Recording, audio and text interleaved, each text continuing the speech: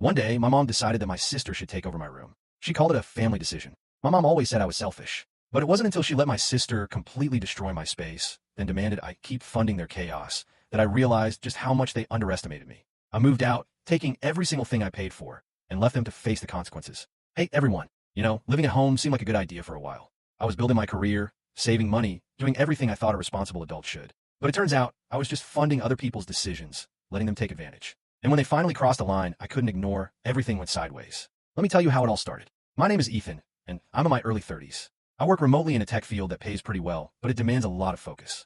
About 3 years ago, I decided to move back home. It wasn't because I'd run out of options. It was a strategic financial move. It made sense. It allowed me to dedicate serious time to my work without wasting money on rent in a place I barely slept. Living at home wasn't some sad, last resort situation. It was a bargain. I paid rent on time every single month. I covered the internet, split the utilities, and often handled grocery runs without keeping tabs.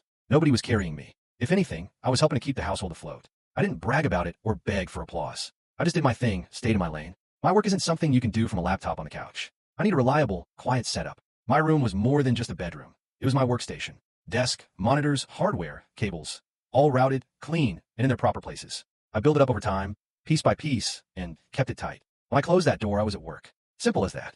My mom, Sarah, owned the house. She enjoyed reminding people of that, especially when it suited her. Sarah operates on emotion first, logic second. She doesn't shout much, but she can completely shift the vibe in a room. If she's worried, everyone knows it. If she's calm, things are okay. But she relied on me, financially more than she ever wanted to acknowledge. Bills don't disappear on their own, and she never refused my help. We got along because I didn't push her. I kept a low profile, paid my debts, and didn't question her authority in the home. That was an unspoken understanding. I didn't need to be in command. All I needed was for my space to be respected. Outside the house, I had one person who always kept it real with me. My Uncle Tom. He's older, worked his entire life, and doesn't sugarcoat anything. We'd grab coffee every couple of weeks. He knew my situation and didn't pass judgment, but he did warn me several times. He told me straight up, paying bills in a house you don't own always goes sideways. His words, not mine. He said, the second people get used to your money, they forget your boundaries. I heard him, but I didn't expect it to get complicated with my own family. Everything was steady at the moment. No reason to blow it up. That changed when Sarah casually sat me down one evening. She informed me that my younger sister, Megan, was returning to stay for a bit.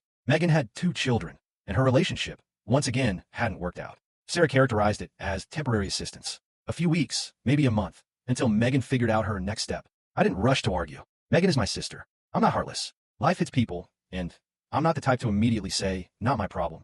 I asked some simple inquiries. How long, where they'd stay, what their plans were. Sarah waved much of off. We'll sort things out. Family helps family, she said. She added that it wouldn't really affect me.